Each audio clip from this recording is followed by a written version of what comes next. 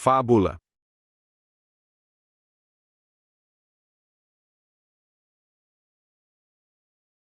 Estrutura e características. Bora lá, a gente vai falar sobre os 3 tipos de gêneros que vão ser cobrados hoje, tá certo? O primeiro gênero é fábula, o segundo receita e o terceiro blog, tá certo? Então, quando a gente fala de fábula, por exemplo, a gente tem que ter muito em mente o seguinte: fábula é uma narrativa, certo? Ele está dentro da tipologia narrativa. Se ele está dentro da tipologia narrativa, a gente tem que entender o seguinte: estando dentro da tipologia narrativa, ele segue uma sequência, segue uma estrutura, a estrutura início, meio e fim. Não necessariamente essa estrutura ela deva vir obedecendo de fato essa sequência, certo? Porque pode ser que dentro de algum gênero o escritor, o autor, ele resolva mudar um pouco essa sequência, mas que essa estrutura de início, meio e fim, ela deve se manter, tá? E aí quando a gente fala de estrutura narrativa, a gente tem que entender também que o passado, ou pelo menos os tempos no modo verbal indicativo, eles devam ser uma presença constante dentro desse gênero, certo? O passado, por exemplo, é um recurso muito utilizado, o pretérito, por exemplo, tá? E aí, quando a gente fala propriamente sobre fábula, a gente tem que entender o seguinte: olha, se a gente falou de narrativa, a gente tem que entender que existe ali uma estrutura, né, uma estrutura tipológica mesmo, da própria narrativa, da própria narração, da própria sequência, né, sequência tipológica.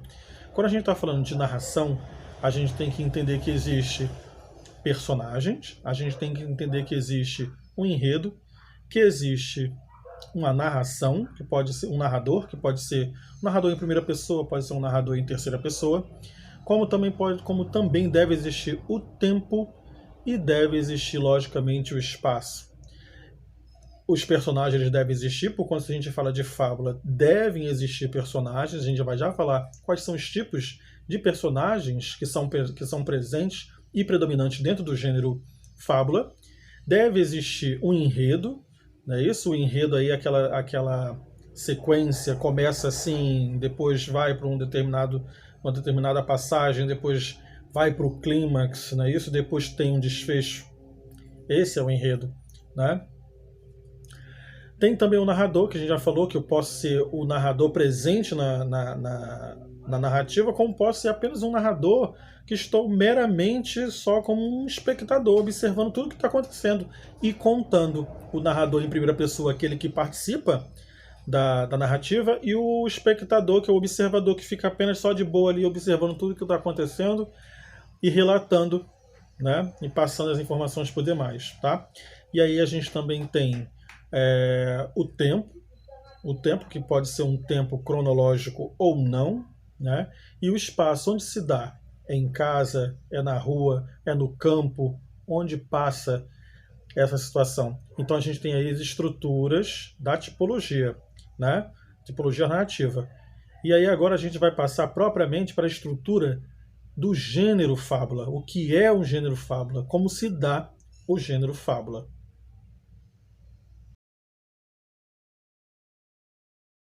Antes da gente entrar no gênero propriamente dito, gênero fábula, tá? A gente tem que entender o seguinte: a estrutura narrativa início, meio e fim nada mais é do que a apresentação, complicação e o clímax, tá? O clímax vai ser o desfecho. Aliás, o clímax vai ser o desfecho, não.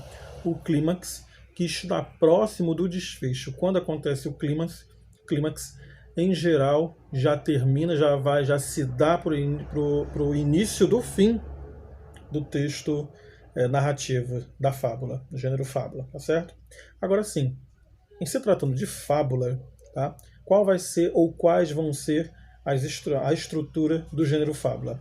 Narrativa curta, fato, narrativa curta, pouquíssimos personagens e os personagens serão animais. Os personagens serão animais. Essa é uma das características que vai diferenciar a fábula da parábola e do apólogo, mas a gente não vai falar disso agora, tá? Mas a fábula ela está para os animais, a parábola está para os seres humanos e o apólogo para os objetos, tá certo?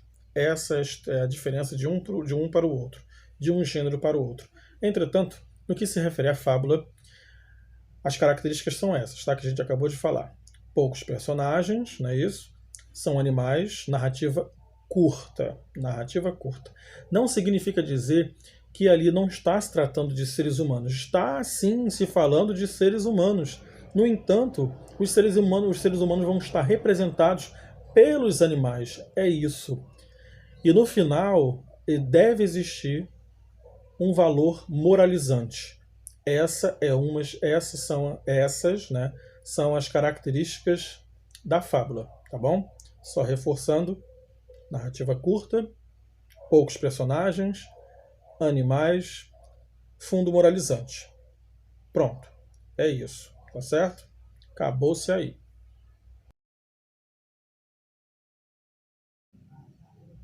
Vamos para o gênero receita agora.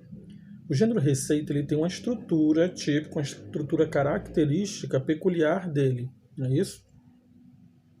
O gênero receita ele se enquadra dentro de um tipo de texto que a gente chama de texto instrucional, texto informativo também, por conta que ele não deixa de trazer uma informação e também instruir a pessoa. A característica predominante desse gênero, não é isso? São os verbos no modo imperativo. Mexa, acrescente, dissolva, unte, faça, bata, tire, acrescente, coloque. Esses são os tipos de verbo comumente empregados dentro do gênero receita. Ou então, quando foge do tradicional, os verbos no infinitivo. Acrescentar depois de mexer, acrescentar 2 ovos, bater durante 2 minutos, untar a forma. Isso também está dentro da característica do texto instrucional do gênero receita, certo? Foge um pouco do padrão convencional como normalmente a gente vê, mas não deixa de ser um texto instrucional, receita, certo? E como o gênero receita, ele tem que ter ali o seu título, essa é uma característica própria, o título da receita, os ingredientes, não é isso? Os ingredientes eles devem estar ali nessa disposição. Primeiro, a gente tem o título da receita, os ingredientes que vão ser utilizados, não é isso? O modo de preparo, como vai ser feito, e pelo final, a duração e o rendimento. Isso daí são características básicas e clássicas do gênero receita. De posse dessas informações, o que é que você vai ter que fazer lá no seu texto aí, que a banca da UES cobrou, não lembro agora o ano, ele veio cobrando um gênero receita, mas o gênero receita fugindo do padrão tradicional. Ele pedia um texto agora não mais nesses moldes da receita, mas sim um gênero receita dentro dos moldes, perceba, dentro dos moldes da prosa, a escrita em prosa. Esse é o desafio, né? Escrever um texto de receita, não mais nessa estrutura peculiar, mas sim em prosa.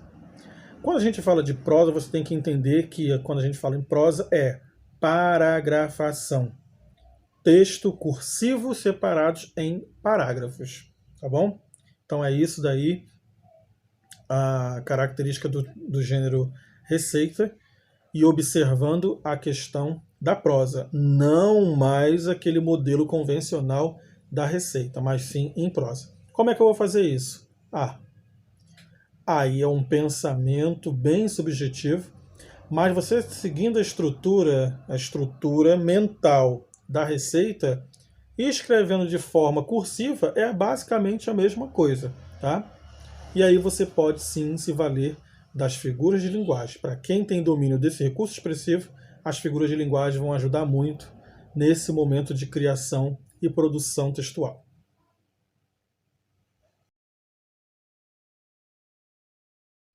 Nós vamos falar agora sobre um gênero muito comum, muito recente, que nasceu praticamente junto com a internet, o boom da internet na metade da década de 90 para cá, não é isso?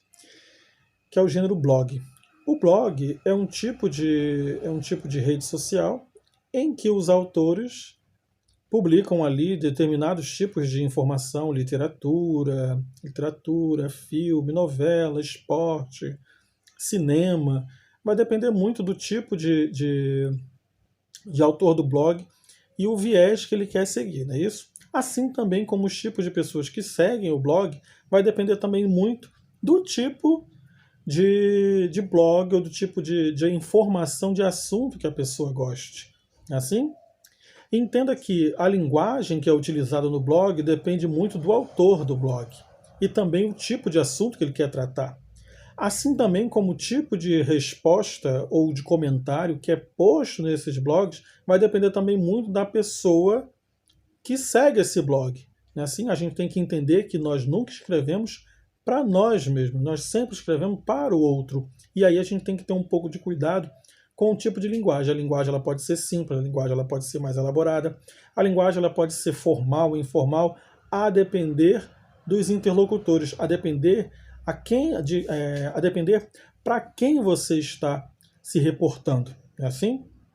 E uma das propostas da UES, também não me pergunte o ano que eu não vou decorar data, não é isso? Ano, periodicidade, veio cobrando dos candidatos que ele postasse, né, fizesse um comentário no blog acerca de uma postagem que foi feita.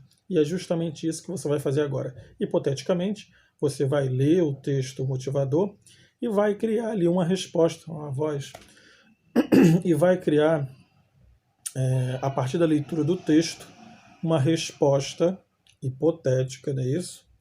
Mas levando em consideração também o tipo de leitor que você é e o tipo de blog que está sendo veiculado, aliás, o tipo de informação que está sendo veiculada naquele blog. É bom prestar atenção no texto motivador, que é ele quem vai lhe nortear o tipo de resposta que você deve elaborar e fazer no seu texto.